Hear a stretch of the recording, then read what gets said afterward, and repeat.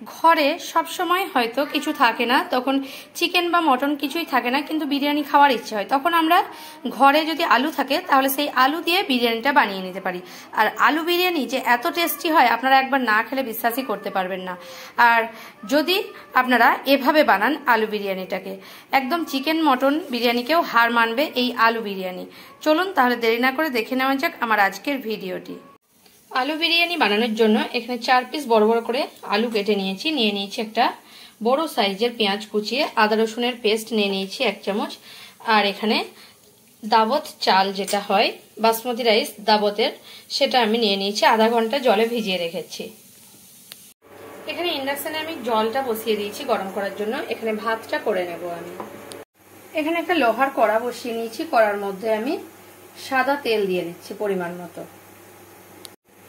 অল্প এখানে একটু সাদা তেল দিয়ে দিলাম, আর 1 চামচ ঘি দিয়ে দেবো তেলের মধ্যে। এখানে 1 চামচ গাওয়া ঘি দিয়ে দিলাম তেলের মধ্যে।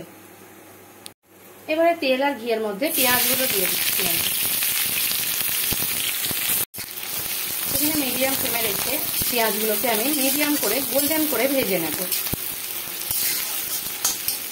এদিকে আমার জলটা ফুটতে শুরু হয়েছে, এখন আমি চালগুলো জলের মধ্যে দিয়ে দেব। এখানে দিয়ে দিচ্ছি 1 চামচ লবণ, আর এটাকে আমি 90% সেদ্ধ করে নেব ভাতটাকে। এবারে পেঁয়াজগুলো গোল্ডেন করে ভাজা হয়ে গেছে, পেঁয়াজের মধ্যে আমি জল দিয়ে দিচ্ছি। এখানে পেঁয়াজের মধ্যে আমি জল দিয়ে দিলাম। এখানে দিয়ে দেবো একদম ছোট চামচের কাশ্মীরি রেড চিলি পাউডার, কারণ এটা দিলে বিরিয়ানির কালারটা খুব সুন্দর হয়। আর 1 চামচ লবণ দিয়ে দিলাম। আর আলুগুলো কিন্তু আমি এখানে দিয়ে দিচ্ছি। এই বিরিয়ানিটা খেয়ে দেখবেন একবার, একদম চিকেন বিরিয়ানি যেরকম হয় কলকাতা দাদা বৌদি রেস্টুরেন্টে, সেরকম ভাবেই আলু বিরিয়ানিটা আমি আপনাদের সেই রকম ভাবেই বানিয়ে চেষ্টা করছি বানানোর।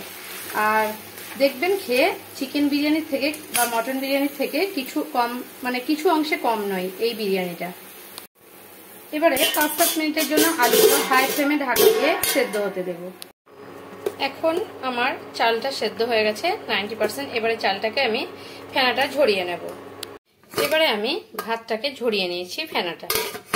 এখন আমি 5-7 মিনিট পরে থালাটা একটু হাটিয়ে দেব। আর আলুগুলোর মধ্যে আমি এখানে আদা রসুনের যে পেস্ট বানিয়েছি এটা দিয়ে দিচ্ছি। এটা পুরোটাই দিচ্ছি, কারণ চিকেন বিরিয়ানিতে কিন্তু এটা আমি জল দিয়ে ছেঁকে আদা রসুনের জলটা দিই, কিন্তু যেহেতু আলু একটু মশলা ছাড়া ভালো লাগবে না, তাই আমি পুরোটা আদা রসুনের পেস্ট দিয়ে দিলাম। দিয়ে ঢাকা দিয়ে আবারও আমি এটাকে সেদ্ধ হতে দেব। আর ধীরে ধীরে এর মধ্যে আমি কি কি দিচ্ছি সেটা আপনারা দেখতে থাকুন ভিডিও, তাহলে বুঝতে পারবেন।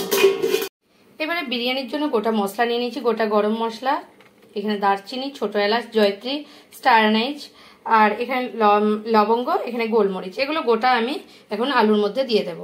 আলুটা ফুটছে, এখন আমি এগুলো সব আলুর মধ্যে দিয়ে দিলাম। এখন আমি একটু বিরিয়ানি মশলা, যেটা চিকেন বিরিয়ানি মশলা হয় গুঁড়ো, সেটা আমি 1 চামচ মতো দিয়ে দিচ্ছি এখানে। আর এই বিরিয়ানি মশলাটা কিন্তু আপনারা এখানে বড়টাও পাওয়া যায়, ছোটও পাওয়া যায়।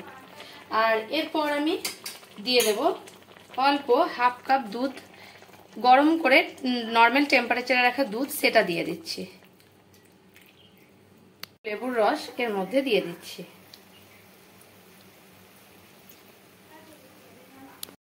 এবং দুধটা দেওয়ার কারণে কিন্তু বিরিয়ানির টেস্টটা খুব ভালো হয় খেতে, সেই কারণে আমি দুধ দিয়ে দিলাম। আপনারা চাইলে দুধের জায়গায় জলও ব্যবহার করতে পারেন, কিন্তু দুধটা দিলে খেতে খুব ভালো হয়। এখন আমার আলুগুলো সেদ্ধ হয়ে গেছে। এখন 1 মিনিটের জন্য আমি গ্যাসের ফ্লেমটা অফ করে দিলাম, কারণ এর উপরে যদি আমি দিতে যাই দইটা, তাহলে কিন্তু ফেটে যেতে পারে। তাই আমি এখন 2 চামচ দই ফেটিয়ে নিয়েছি, সেই দইটা আমি দিয়ে দিলাম। আর দিয়ে সঙ্গে সঙ্গে আমি মিশিয়ে নেব। আবার আমি গ্যাসটা অন করে দিয়েছি 1 মিনিট পরে। এবারে এগুলো ধীরে ধীরে হতে থাকছে। এখন আমি যে ভাতটা নিয়েছি, যে আমি ভাতটা করে নিয়েছি, সেই চালটা অল্প একটু বাড়িতে নিয়ে নেব, খুব সামান্য পরিমাণে নিয়ে নেব। এখানে ভাতটা তুলে নিয়েছি। এখানে ইয়েলো ফুড কালার নিয়ে নিয়েছি, সেটা আমি অল্প পরিমাণে 1-2 ড্রপ এখানে দিয়ে দেব। 1-2 ড্রপ দেওয়ার পরে এভাবে একটু, এবারে এর মধ্যে আমি দিয়ে দেব যে চালগুলো আমি করে রেখেছিলাম, সেই ভাতগুলো আমি দিয়ে দিচ্ছি। এবারে আমি চালটাকে এভাবে সাইড করে দিলাম, আর যে অল্প একটু হলুদ রঙের চাল রেখেছিলাম সেগুলো একটু ছড়িয়ে দিলাম। আর এর উপরে দিয়ে দেব আমি একটু, দেখাচ্ছি কি দেব। এখানে 1 ছিপি কেওড়া ওয়াটার, 1 ছিপি রোজ ওয়াটার আর মিঠা আতর 4 ফোঁটা এভাবে নিয়েছি। এভাবে ঢেলে দিচ্ছি একটু। এটাকে আমি এখন ঢাকা দিয়ে দেবো পুরো একদম সেটে, কড়াটা যেন ঢাকা থাকে। 10 মিনিট লো ফ্লেমে দিয়ে দেব। এখন আমি গ্যাসের ফ্লেমটা অফ করে দিলাম আর 5 মিনিট স্ট্যান্ডিং টাইমে এটাকে রেখে দিলাম। এখন আমি 5 মিনিট স্ট্যান্ডিং টাইমের পরে এটাকে আমি খুলে নিচ্ছি।